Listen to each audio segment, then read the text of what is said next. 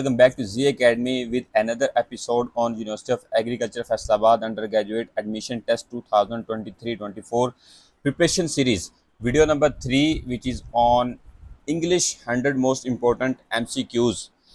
इस वीडियो को स्टार्ट करने से पहले मैं आपको बताता चलूँ, जो कि आपने अपनी जो तैयारी है वो पार्ट 1 और पार्ट 2 की पूरी बुक में से करनी है, लेकिन ये जो हम आपको 100 MCQs बता रहे हैं, ये इनकी इम्पोर्टेंस क्या है, ये कितनी इम्पोर्टेंट है। तो ये जो MCQs हैं ये प्रॉपर रिसर्च के साथ UF के जो पास्ट पेपर्स हैं उनमें से एक्सट्रैक्ट किए गए हैं, और जो बोर्ड पेपर्स होते हैं बोर्ड में से MCQs जो UF है वो भी उन्हीं में से MCQs है ना वो उठा के अपने पेपर के अंदर बनाते होते हैं कि जो पास्ट पेपर्स होते हैं बोर्ड के, और उनमें से भी ये MCQs एक्सट्रैक्ट किए गए हैं। उसके बाद जो बुक की एक्सरसाइज होती है उनमें से और बुक के अंदर से जो है ना वो MCQs एक्सट्रैक्ट किए जाते हैं। तो ये जो MCQs हैं ये सभी के सभी जो है ना वो मोस्ट इम्पॉर्टेंट और जो रिपीट हो चुके हैं वो MCQs हैं। इसमें किसी किस्म का भी कोई स्पेकुलेशन नहीं है, कोई तुक्का नहीं है। आपने इनको बहुत जो है ना वो अटेंटिवली कंसिडर करना है और आपको ज़रूर ये MCQs जो है ना वो बहुत फ़ायदा देंगे। इस वीडियो को स्टार्ट करने से पहले मैं आपको बता दूं कि हम जो है ना जी अकेडमी का एक ऑफिशियल व्हाट्सएप ग्रुप है, आपको नीचे लिंक में डिस्क्रिप्शन में दे दिया गया है, आप उसको ज्वाइन करें। उसमें पाकिस्तान की जितनी भी यूनिवर्सिटीज़ हैं उनके लेटेस्ट एडमिशन, उनकी अपडेट्स हैं वहाँ पे आती रहती हैं। और सेकेंडली जो स्टूडेंट्स UF में एडमिशन लेना चाह रहे हैं उनके लिए एक ऑफिशियल ग्रुप है, जो यूनिवर्सिटी की जितनी भी अपडेट्स होती हैं वो उसके अंदर जो कंटिन्यूसली वो आती रहती हैं। तो उसके बाद सबसे पहले जो है वो उन स्टूडेंट्स के लिए है जो नए आए हैं इस वीडियो के ऊपर। तो मैं आपको बताना चलूँ कि इसके ऊपर इस सीरीज़ के ऊपर हम पहले 2 वीडियोस बना चुके हैं, बायोलॉजी के ऊपर और एक केमिस्ट्री के ऊपर भी बना चुके हैं, जिसमें पेपर की साइकोलॉजी कंप्लीट बताई गई है कि UF का जो है वो पेपर किस तरह का होता है। आज भी मैं थोड़ी सी इसमें साइकोलॉजी के ऊपर बात कर देता हूँ कि UF का जो पेपर है वो किस तरह का होता है। 100 MCQs होते हैं और पार्ट 1 और पार्ट 2 दोनों में से आने होते हैं। 50% पार्ट 1 में से होता है, 50% पार्ट 2 के सब्जेक्ट्स में तो होता है। फिजिक्स, केमिस्ट्री, बायो, इंग्लिश और मैथमेटिक्स वालों में मैथमेटिक्स होता है, दूसरी स्कीम वालों के लिए दूसरी स्कीम होती है। और साइकोलॉजी में बता देता हूँ कि UF का जो पेपर होता है वो किसी किस्म का कोई इतना हार्ड लेवल का नहीं होता, या कॉन्सेप्चुअल लेवल हम कह लें कि जजमेंटल लेवल कह लें, वो इतना नहीं होता जैसे MD कैट और ECAT में होता है। लेकिन इसका सिंपल जो है वो 2 लेवल का होता है। ये एक होता है जी बिल्कुल फेयर लेवल, एक इजी लेवल का होता है। दूसरा ये है कि मॉडरेट हार्ड लेवल का होता है। आपको ज़्यादा जो है ना वो मुश्किल नहीं आती।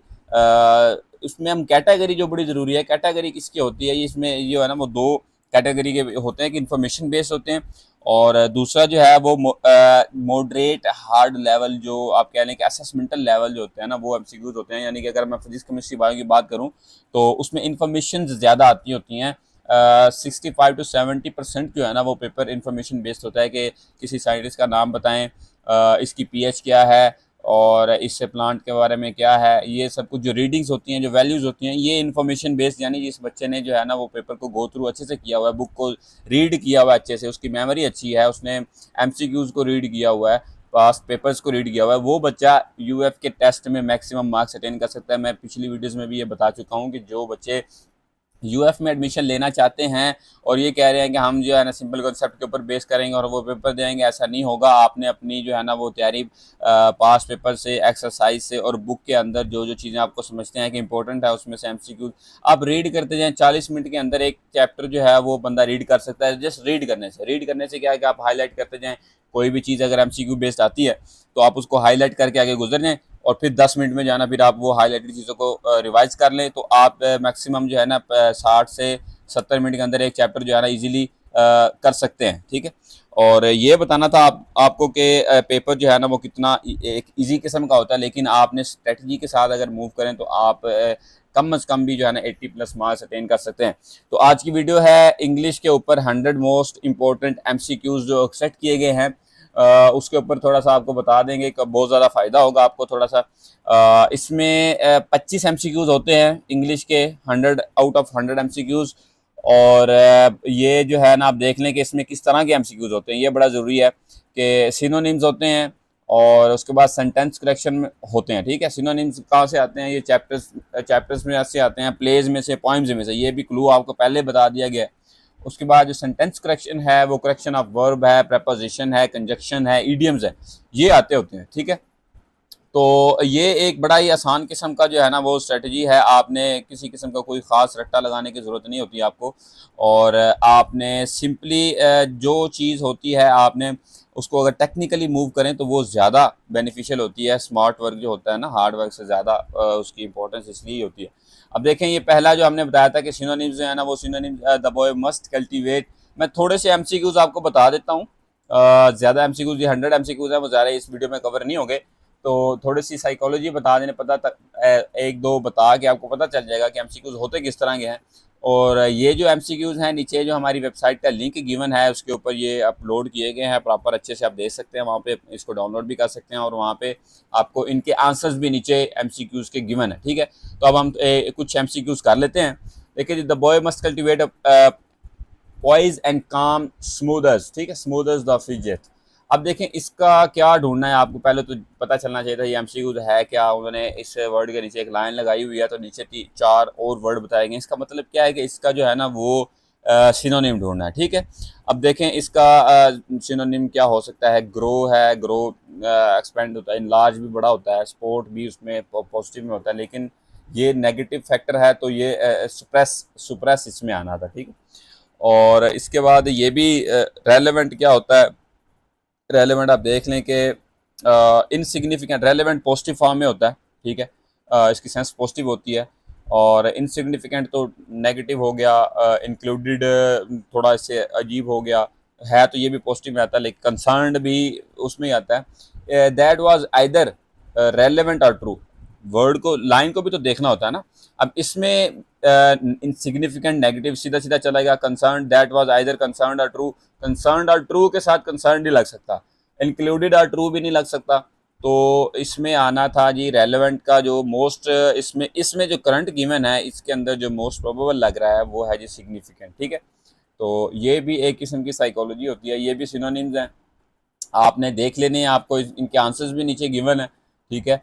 और अब देखें, ये 9 के अंदर जो उन्होंने बताया हुआ है कि the department chairman refuse to authorise the requisition, ठीक है।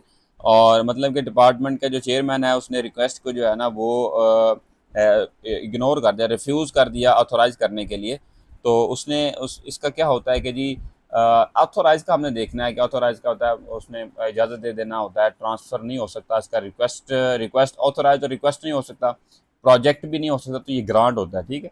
तो ये सिनोनिम है। उसके बाद ये आ गया जी हमारा जो सेंटेंस करेक्शन वाला पोर्शन था, ये वाला इसमें आ गया, जिसमें 4 किस्म के होते हैं। करेक्ट फॉर्म ऑफ वर्ब होता है, प्रपोजिशन, कंजक्शन, इडियम्स, ठीक है।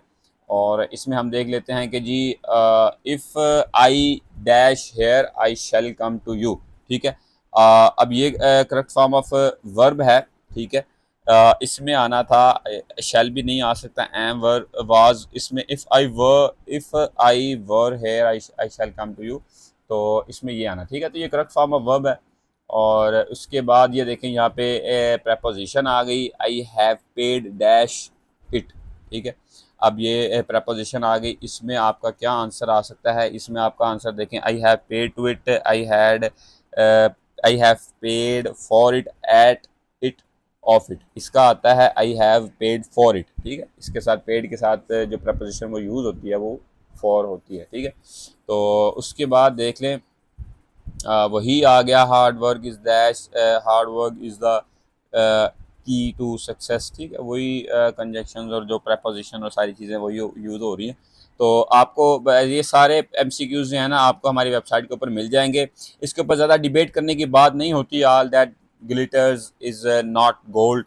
तो ये इस इंग्लिश के ऊपर जो है ना ज़्यादा डिबेट करने की ज़रूरत नहीं होती। आप सब जानते होते हैं कि इंग्लिश को जो है ना वो कुछ जो उनकी आपने टेंसेस पढ़े होते हैं और इसमें कोई मुश्किल काम नहीं होता, ठीक है।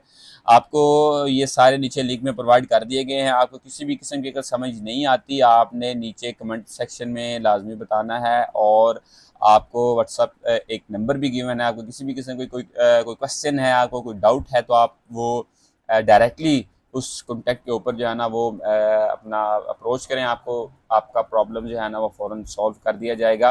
आपने इसके बाद हम स्टार्ट करेंगे फ़िज़िक्स के ऊपर, जो बड़ा इंपॉर्टेंट एक किस्म का सब्जेक्ट है।